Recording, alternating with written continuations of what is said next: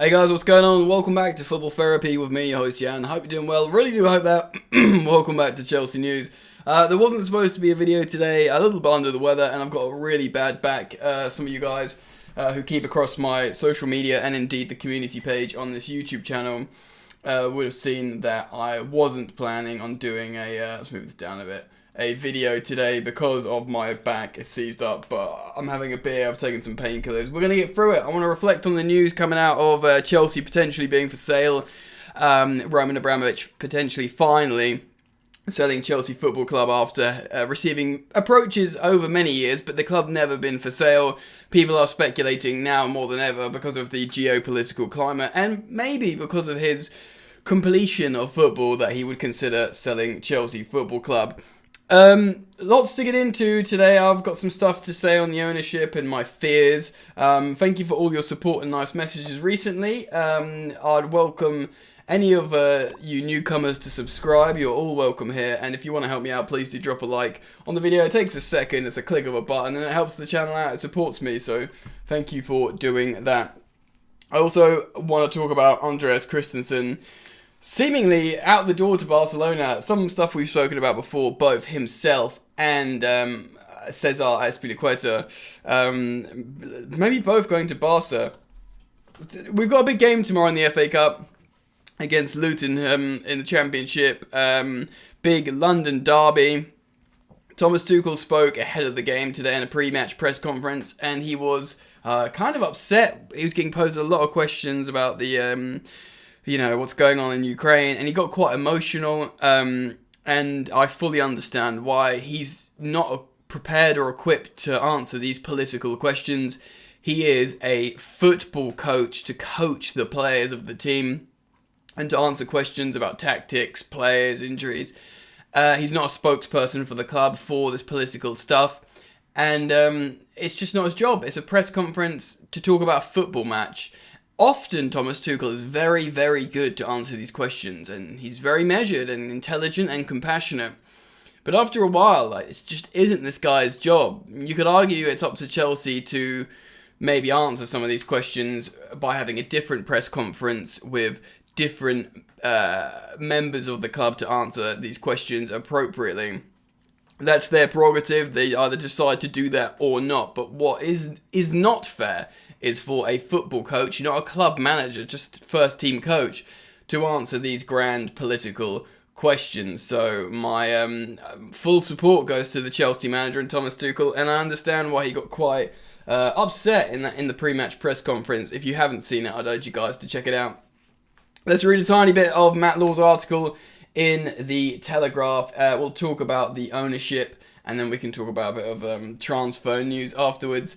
This is Matt Law. It's behind a paywall. I'm only going to read a little bit. I'd urge you to go check out the Telegraph and this article. Roman Abramovich will receive bids to sell Chelsea this week, with at least 3 parties circling the Stamford Bridge club in the belief that the Russian billionaire, for the first time, will consider a sale. Offers are being prepared to reach Abramovich by the end of the week, with the threat of sanctions hanging over Chelsea's owner, who has faced calls to have his assets frozen and seized following the Russia's invasion of Ukraine. Chelsea have previously insisted that the club is not for sale, but the mood from the outside, at least, is changing, and there is a feeling that Abramovich could be left with no other option, with his resolve to hang on to the club to be tested. There is also claims that Abramovich is preparing to sell his mansion. One big problem, potential hurdle to the sale of Chelsea would be Abramovich is sanctioned before the end of the week. Oh, Jesus, things are moving fast. As interested parties would then have to wait for clarity over whether they or not could trade with the 55-year-old or his associates. Can we make this happen? Abramovich has previously turned down offers worth £2.2 billion for Chelsea, while the club's debt to him is £1.5 billion, which he would almost certainly expect to be covered. And the article goes on with other details that you can read by checking out Matt Law's article on The Athletic. Let's talk about this then. Bloody hell. Many of you know how I feel about how Abramovich has been for Chelsea as the owner, in terms of without trying to look into how he made his money after the fall of the Soviet Union. What do we know about Abramovich as Chelsea owner? He's a businessman. He clearly loves Chelsea and wants Chelsea to win. He puts money into the club so Chelsea win trophies, not to make money. If you look at the Glazers at Man United, they use United to make money. Roman doesn't do that with Chelsea. He uses it to win. He wants Chelsea to win.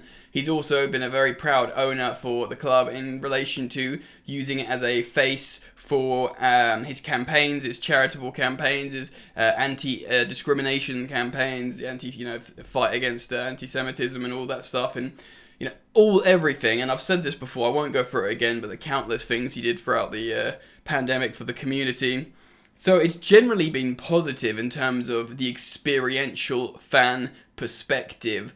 Chelsea is a self-sufficient club with a wonderful academy, a great men's team, a great women's team, and Chelsea won't cease to exist. I do have great reservations and concerns about new ownership, and that's coming from the space of saying, I'm assuming Roman isn't a saint, but no billionaires are a saint. Now, what are the options if Chelsea were to get bought? Look at, recent purchases. If you look at the Qataris when they came in and bought PSG, awful stuff happening over in Qatar. Really, really upsetting stuff. You want to talk about state ownership? The Abu Dhabi group, the people that bought Man City. Look at what they're doing in the world right now. You want to talk about, the owners for Newcastle's. The owners of Newcastle, the investment fund. Just look at the owners, respective owners of these clubs, these state-backed clubs, and look at what their influence is, what they're voting against and what they're voting for. Look at their human rights, and look at their own conflicts and bombings and stuff. Horrible, horrible stuff. And then so I don't want a state-owned club. What's the alternative? And the alternative with these big clubs, you think of Man United, you think of Liverpool, you think of Arsenal, they're all owned by, and I don't want to be a generalisation here, but I want to talk about what we've seen in the Premier League, these American businessmen that all want to take money out of the clubs, rather than doing what Roman's been doing and putting in. I know that sounds like a sort of entitled fan, just give us money, don't take our money, but do you know what I mean? And also, again, I don't want to do generalizations here, but all those American owners, it seems like their desire is not just to take money out of the respective clubs, but they were all the leading advocates for the European Super League. They all want to franchise the sport, take away the jeopardy, make it like an American sport with like playoffs or no relegation or promotion, take away the glory, take away the jeopardy, take away the history, and take away the culture, take away the money that goes down to all the football leagues. If you watch my channel and you're a fan of Football Therapy, I was like so terrified when the European Super League came up. I was gonna have to stop doing. I'd have to have stopped being a YouTuber and stop talking about football all the time. I'd get a job back in whatever I used to do, one of my many jobs. I don't want those kind of owners around Chelsea. It's so difficult, do you know what I mean? And I just wanted to express my fear with that, because everything is bad at the moment. Like, very rarely you get really good owners that don't come from a shady background, but you need to feel like your club is secure and you're not going to do bad things. Look, this isn't saying Roman Abramovich is selling Chelsea. Matt Law is speculating that for the first time, because of the radical climate, things might change. And it might change. It's incredible, really. Let me know what you think about that. We'll obviously keep on to this story. Watch this space. Make sure you are subscribed and have the bell turned on the Football Therapy so we can react together accordingly as soon as possible when stories come out. In the meantime, Andreas Christensen. Barcelona are just waiting for the final signing from Andreas Christensen to seal his free transfer from Chelsea, as the out-of-contract defender gives his verbal okay to complete the move. It does look like Andreas Christensen is is going to Barcelona. Let's talk about this.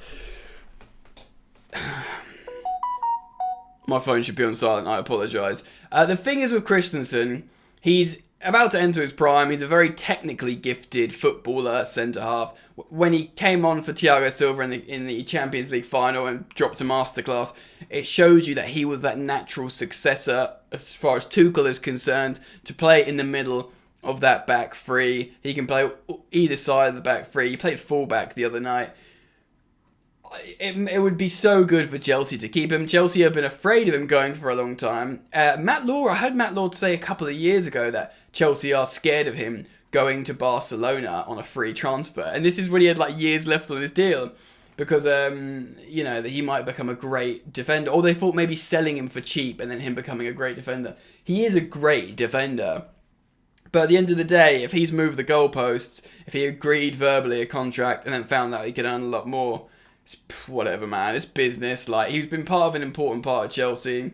It's one of those things, man. If we get wound up and hung up on every time something doesn't work out for us, I don't think he snaked Chelsea. He's just, the way he'd exited Chelsea is in such a way where we'd think, all right then, but that sort of love won't be as profound, or maybe won't even be there at all. There were reports suggesting that he had offers from Premier League clubs, but he didn't want to consider them out of respect for Chelsea. If true, fair enough. I know Pep Guardiola really likes Andreas Christensen. It wouldn't surprise me at all if Man City gave him a ring and said, do you want to come here on a free transfer? We'll give you big wages. And you get to play under Pep and win loads of domestic trophies. So fair play. They're going to Barcelona. I don't cry for him, and and unlike Christensen, I totally give my blessing to Cesar Azpilicueta going to Barcelona, should he choose to, because he's a legend at Chelsea and what he's achieved. And at 32, going on 33, if they offer him a few years, you can completely understand. And therefore, here we had mine, and I imagine yours, if you're a Chelsea fan, blessing to go to Barcelona. But there is a frustration, and there is a sort of sourness to the idea of Barcelona getting two excellent defenders from Chelsea, one about to enter his prime, both on free transfers. That would be quite a unique situation. Chelsea would never sell two defenders to Barcelona in a window, even if they're inclined to maybe sell one of them. So for them both to go on a free transfer, it kind of sucks and feels a little bit of like a sour taste. Let me know what you think though, guys. Comment down below. Please do drop a like on the video and let me know what you think of the content. I'm a little under the weather, so apologies. I've not been really high octane today, and I've got a bad back, of course. But I wanted to report on this story. I try and be as consistent as possible. Enjoy the football. I'll see you soon. You ain't so tough with that bad boy talk. I'ma get it how I'm living, I'ma walk the walk. Outline my lines, I rap through thought. Body bag the verse, outlined in chalk. In my life seen trouble, hustle on the double. Silence on the trigger like my pick got a muzzle. Yo chick like to guzzle, bad boy stay in trouble. I only love this paper, sorry I don't. I laugh me, baby.